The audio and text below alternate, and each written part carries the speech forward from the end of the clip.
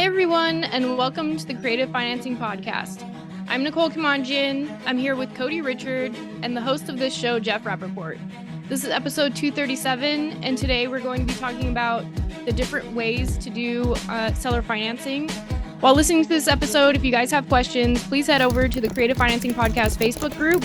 If you're not part of the community, just search the Creative Financing Podcast in Facebook and ask to join. There will be a live session on the second Thursday of every month, so bring your questions. If you're watching this on YouTube, you can ask your questions in the comments below. Lastly, we want to thank you for subscribing, liking, and sharing this podcast with your friends. All right, so today, first of all, thanks both of you for joining me. And today I found this on Facebook, and I thought it was an interesting case study. They kind of come at creative financing a little differently than I would. And so I wanted to show that there's a number of ways to do this. And then, Cody, I certainly want to get your take on it. And, and Nicole, of course, yours as well. That maybe this is a simpler way of coming up with offers to actually get accepted. But I think, and we'll talk about it. I'll give you my kind of constructive criticism on it. So, all right. So let me lay this out. I'm not even sure what this is. Some kind of commercial property. Okay. There weren't a lot of details about it. So we have no idea, like any income, no expenses, no NOI. Which I think makes this incredibly difficult to truly get an idea. Okay. But I'll give you the information that was given. So the purchase price is $950,000. That's what is being asked. Okay. And he said he had negotiated this down to $900,000. And that the guy was open to terms, but we have no idea if there's any debt. And again, I think when I start laying out some of these offers, it'll be interesting to get your thoughts, because these payments are a little bit all over. And I think that you really need to know what the NOI is before you start throwing out payments, right? So, all right. So the poster that put this in said he made 3 offers. Okay. So he was going to offer 300 or 850 cash and 975 paid in 120 equal payments. So 0 down, or 0 principal, or 0 interest, sorry. Okay. 250K down, and a balloon in 5 years with a balance of 360. Okay. And then the third offer was $1 million paid in 180 equal payments at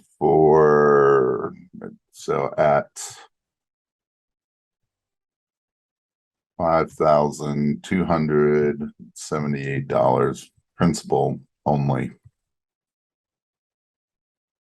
All right. All right. Yeah, that makes sense. Okay. So he got it down to 900. They were asking 950. I don't know if this is a deal at 850. We didn't have enough information, but and I'm trying to see if I don't think there was so let's see what that payment would be on number 2. So 975,000 minus 250 725 divided by 120 equal payments. So the payment on this one, I believe, let's see if this is right, $6,041 and some change. So if you did 6,041 times 60 months, be 362, 720. It's around there. Yeah. Okay. So, what are your first thoughts, Cody? What do you like, not like? What stands out to you? I like that there isn't any interest. That's nice. For that third one, is it going for 180 months as the term? So 15 Yes. years? Yeah. Okay. Yep. So no down payment on the third one. I like how simple it is. I feel like this is really easy to explain to a seller. Like, hey, we're just going to make you equal payments, Yep. which is essentially what you do anyway, but they just have interest. Yep. I like it. It looks like it might be a way to overpay a bit more in case they're kind of entice them. So one's at 975, one's at $1 million, Mhm. one's asking is 950. Yeah, it's definitely an interesting concept. The down payment's really high though. On this one. Yeah. Let me explain. So the seller had said that they needed, and they did not have an exact amount of what the seller needed, but needed a significant amount of money down to put into another project. That's why he would be open to terms. So what that amount was, he hadn't asked. He was going to go back either today or soon and try to get that number, but Okay. this is So what he put out. So would number 3 really work though if he needs? That may not, but do we really know if any of them would really work at this point? Right? I mean, they're asking 950. Would they take 850? Maybe not. Yeah, it's hard to know if it would work for them or us at this point without knowing the cash flow and everything, like you said. Yeah, so I'm thinking, let's do some calculations here. So let's look at what this one, The cash if you offer. put down 850 hmm and you had to put down, let's say 25%, you'd be financing 637,500. And I am not sure I don't even know what this property is, and I'm not really sure what the commercial rates would be, but let's say 6%. Okay, so your payment would be 3,822 principal and interest PI.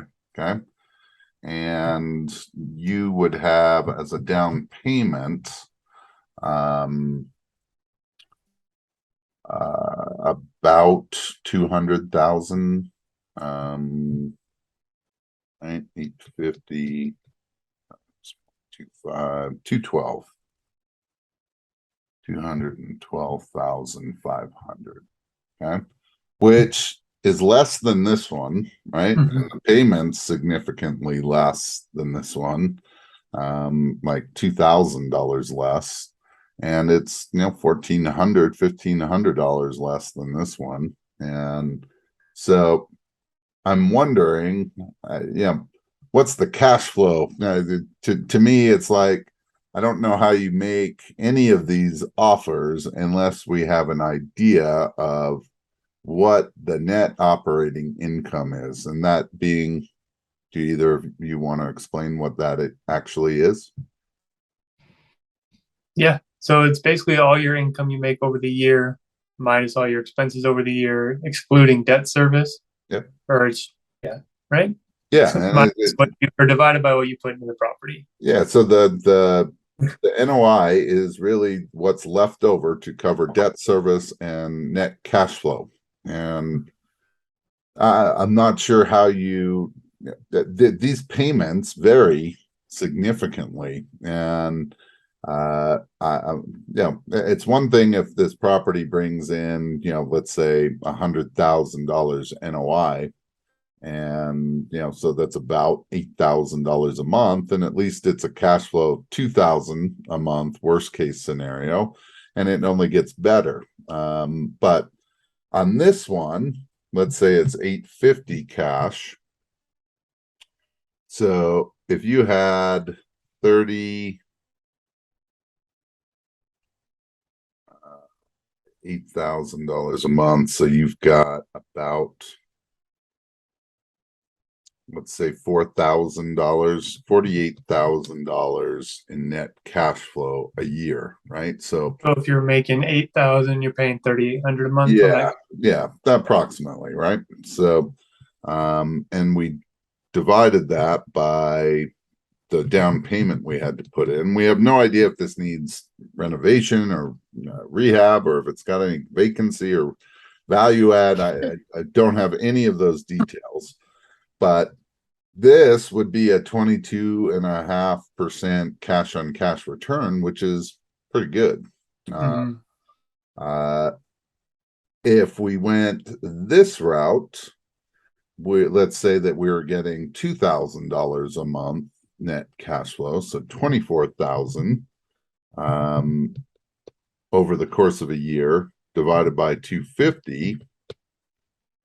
Okay, we're at 9.6, but we are paying this down significantly over some time, and we're offering significantly more for the property, right? So I get why you would do both of those.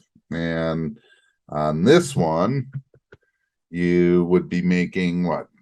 2,600, 2,700, let's say. Yeah, on the $1 million cash Yeah. one, So or the owner financing 1 million. yeah, so it'd be like 32.4, but there's no down payment. So yeah, you would just bring this in. I guess my issue would be is I'd probably offer more than, this is only $25,000 difference. This one, he waits 5 years. This one, he waits 15 years. To me, is there enough reason to wait 10 more years? No, not for that 250,000 extra No, and or that and 25,000. he's actually getting a higher price, a higher payment every month on option 2 than an option 3. So to me, it's like I'm not sure why someone would take option 3. Mhm. Do you guys see that? Yeah. Yeah, and I feel like it makes it tough on the buyer side unless you are just truly trying to acquire assets and pay them down over time. I mean, if you're not making much cash flow because it's not amortized over 30 years, definitely hurts in that regard. Well, let's look at what someone countered with that this is what he would do. So one is 650,000 at 8% interest for 30 years. So $4,770 per month. So no down payment on this one. No down payment on Okay. any of these. Okay. And what he wants to show is 1,717,000 and some change is what seller would net. Okay. And number 2 is 650 cash or 700K cash. 650 with 30-day close, or 700 with 90 days and bank financing.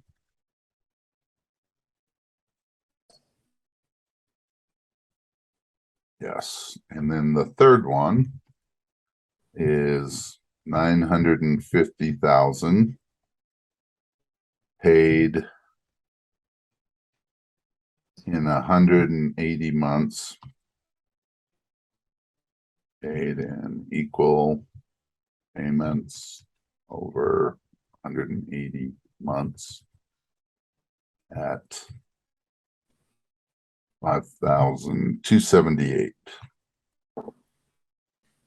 It's very interesting. Yeah, right. Very different than what I would do. And again, these payments, so 650 cash, I can't imagine that this person, unless he is really motivated, is going to take that as a cash offer, right? Asking 950, probably willing to come down, but 950 to 650 is like 33% discount. So and I found it interesting that he offered like a really quick close and a longer close for a little more money. But he For actually like gave a 50K difference. What's that? For a 50K difference. Yeah, well, it's probably more of the hard money costs right there, right? So but he gave some reasons why he did what he did. And he said he likes making these two the same price, and that rarely does someone actually just take one of these, but it gives him a better idea of what they're after, and then they can kind of go down that road.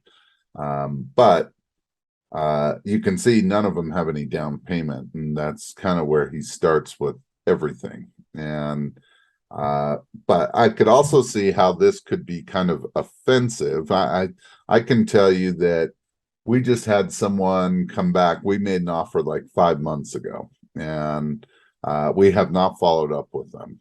And they came back to us and said, "Okay, we'll take option whatever it was." And they're motivated now, right? So, but if we would, they said that they had been given a lot of owner finance offers with no money down. And when you're dealing with, and I don't know if this property is a listed property, off-market property, I'm not sure what the situation is, but with a listed property, we know that commissions are coming out, right? And so to do no money down is truly going to be, hey, we want the seller to come out of pocket with money. So there are some challenges on this because we don't have a lot of the details, but at least the one thing that I see is that at least these payments are within, the same vicinity. The first one, the payments were, all over the place. They varied quite a bit. And I just wonder if they all were going to be able to cash flow.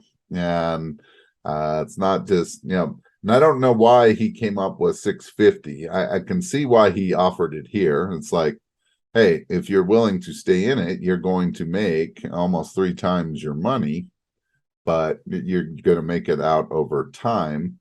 Or you can just take your money now, or we'll pay you more money. And he called this owner finance.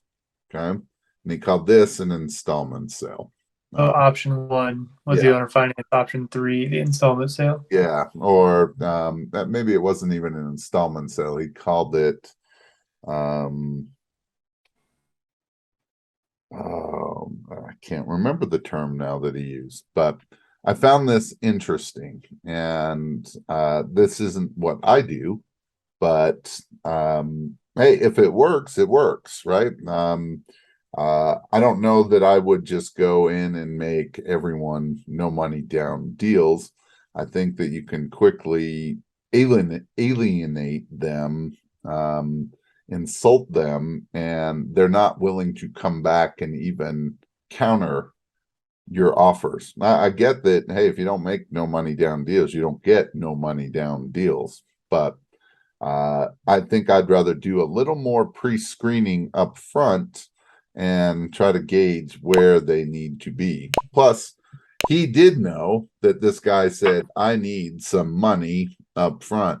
And I think what his plan is okay, so pick which option you like, and then let's start figuring out what that might look like. What are your thoughts? My takeaways, the first one is that I really do like option 2, having those different time frames. I think that's a cool way to implement different price points. And if they are motivated to sell really quickly, you may entice them to take that lower price. As far as the other side of it goes, like you said, I think a lot of this comes with pre-screening and being able to have that conversation of, hey, we usually don't do any down payment. Does that work for you? No, it doesn't. Okay, what's the least you'd be able to do as a down payment? Right. And figuring it out that way instead of just throwing out these offers that feel kind of random and, like you said, may alienate the seller. Because essentially they'd be writing their own offer if you were to do it on the pre-screening side, as opposed to just throwing some stuff out there and then negotiating from there. But Yeah. to each their own, and this may work better than anything I'm doing. Well, and this guy that put this together is, this is what he does, creative finance. Yeah. This guy's more like the student. I don't know how experienced he is, but less that he was asking for the advice, right? Mhm. So, but on this one, I'm not sure why you would take number 3. There's not enough incentive, at least in my mind, for a seller to say, yeah, I'll carry it for 15 years to make an extra $25,000, because I could take option 2 and get a down payment, feel more protected, get a higher payment, and get my balance and paid off. And I make 25 grand less in 5 years than 15. To me, that there's no reason to, I wouldn't even make this offer if that's the best I could do. Nicole, what are your thoughts? And this might be a little more than what you're ready to deal with, but I think that you see enough of this that things probably stand out, and at least question wise. Yeah, I mean, I haven't seen like a no down payment offer, so it's definitely interesting. I like, people are selling something for a reason, and so in my brain I would want to at least offer some kind of down payment and pre-screen, like Cody said, to figure out what that is.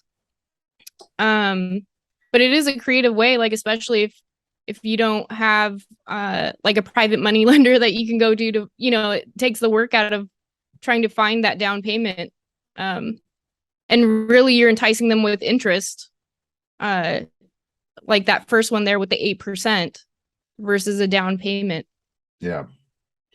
Well, my guess is that this property is free and clear, because otherwise we'd have to navigate some underlying debt, and which these offers may still be able to do so, but it would be nice to know what that is, if there was any, and what that payment would be. But I'm just wondering, and this is me wondering out loud, and I'm a little biased, right? I write offers every day, and I certainly see what the goal is here, right? And this number 3 makes total sense to me. I get that one, and I see what he's trying to do here, but I mean, if I'm asking for, Cody, in your opinion, what is the biggest issue for sellers, when you're talking about owner finance? How long it is usually, or the down payment? What about price? Owner financing, I usually offer enough on price. but do you feel like that might be the one thing that stands out above everything else is the price? I feel like people are more price conscious. Whether they should be or not is irrelevant, but I find that the price tends to be the one thing that we talk about the most. And Yeah, and sorry, usually for me, if we are turning to owner financing, it's usually because the price is something that's high on their list. right, yeah. So here, yeah, I get their attention with this number, right? So, but you got to stay in this for 30 years, and most people don't want to, right? So, now granted, they make good cash flow, so they get, if this is the check that they're getting every month, it's pretty nice. But this is what would stand out to me. That $650,000. Yeah, like, hey, you're offering me 300 grand less than where I wanted to be. And that would be worrisome for me making that offer. Now, this guy is successful, so he makes this work. I don't know all the details of his business and how he does it, but I find it interesting that it is very, very different than the approach that I take, which there's not a right or wrong. There can be a wrong way, right? Like if we go back over here and hey, it's $6,000 a month payment, the NOI is 72,000, and that this breaks even for us, or this makes us $700 a month. Yeah, I don't know that I like these offers very much. We can be wrong, right? Where we can make wrong offers, but and there's always going to be a question mark about, hey, should I have offered more to get their attention, to get this conversation to continue so we can figure this stuff out, or did I kind of just push them away because I'm not offering any down payment on any of these, and two of my prices are super low. Well, maybe Go it's ahead. like so shocking that they're like, forget you, and this is what I need. Like it gets them, instead of the negotiation, they tell them exactly what they want. I don't know. That's why I found it to be interesting. That's why I thought we should discuss it, because I don't claim that the way I do it is the best way. I just know that it's a way that has worked for me, and I know what I'm trying to accomplish. And in this case, this is what on this offer, that's what he's trying to accomplish, and I kind of like it. It's kind of interesting. I can tell you, I don't think I've maybe ever offered 8%. So this is one way that you could actually do it. Could you imagine me wholesaling this deal and saying, hey, 8% interest, and seeing if people actually read the rest of the email? It would be interesting. So takeaways, anything that you guys took away from this that maybe might be helpful for our audience? Either offer. So for the second grouping of offers, the thing I took away, I mean, one, I think this could be really effective if you build that rapport and have that conversation of, hey, I just want to get some offers to you to start the discussion, and we can talk through it instead of making it black and white. Yeah. But I do really like that cash offer where you have the different price points with the closing timelines. And I do like that you give them some variety to see what they're really interested in, whether it's a huge income over time, big price point up front, or just a quick closing. I think that variety is really helpful. What do you think about no down payment? I mean, that's the approach for all of them, right? That on this one, at least. Yeah, I think it's very situational. I think you'll find, especially with commercial properties, you won't find many people that'll do no down payment, at least from my experience. So figuring out what they would do a lot of times is more helpful, but who knows? Maybe you put these offers out there and then you say, okay, what's the least you could do? They should These be probably comfortable. work a lot better with off market direct to seller than with a broker involved, right? So, because I think the broker would be broker being the gatekeeper, right? That we got to get through the broker to get to the seller, and if the broker says, "Hey, where's my commission? Where do I get paid here?" We may never get to, hey, let's chat more about this. Yeah, that's a good point, especially with the broker. But if I think it wouldn't work for the scenario we described because he did need money up front to do something Yes. with it. So throwing this out there does seem kind of insulting unless you have that rapport built where you can then build off and see how much he actually needs. See, to me, that this is more of an offer that, hey, I can throw out super fast, and I'm more concerned not about what the seller's needs are, but more about what will work for me. And I'm willing to offer more people, and then we'll just get to the ones that are, show some interest. Yeah. Nicole, did you have any final thoughts? No, just that I wouldn't have thought of a no down payment offer. So that's kind of it's interesting. I guess it is really interesting. And I'm glad you brought it up because I wouldn't have thought of that. And I guess for someone like starting out, it's another way of like the low or no money down, right? Or no cash out of pocket if you could do it this way. Or if they and you certainly could make this that these kinds of offers can translate whether it's commercial or residential. But to me, and perhaps the buyer had more information, just didn't share it all. But I did know he did not know how much money the seller needed for this other project. And like this one right here is, this is pretty much putting down 25%, which is, for the most part what you would go do at a bank. And principal only payments, but it's a pretty high payment, and maybe that's enticing. I don't know.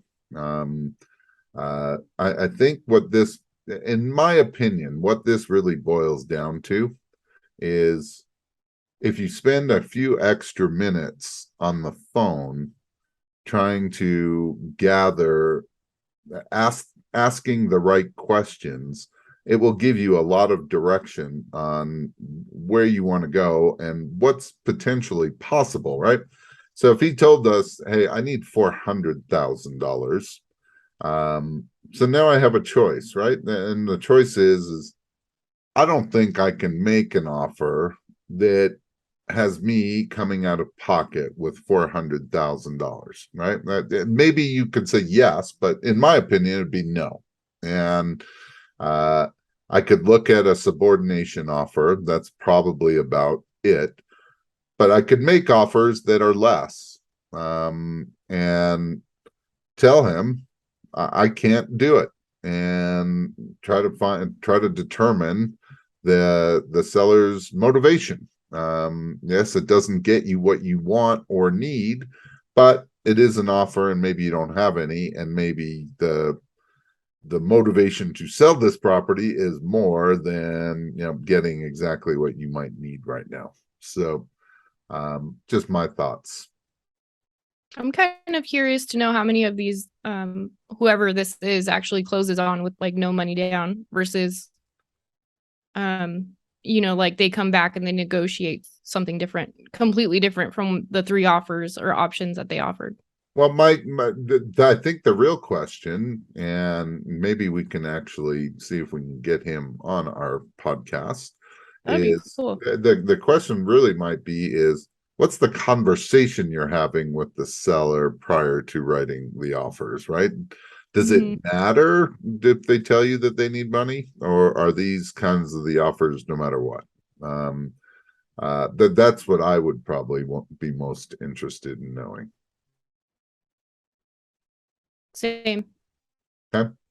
Well, good. Hopefully this was helpful. I wanted to show that, hey, what I do is not necessarily the only way that you can do this. And I've never done anything like this for sure. And I like it to some degree. And there are things that I don't like about it. So take it for whatever it's worth. That's why creative financing is so cool, is that you can structure it in a lot of different ways.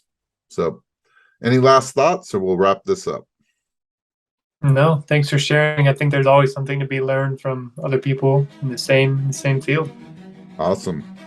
Well, thank you all. We'll see you next time. Go out and create some terms.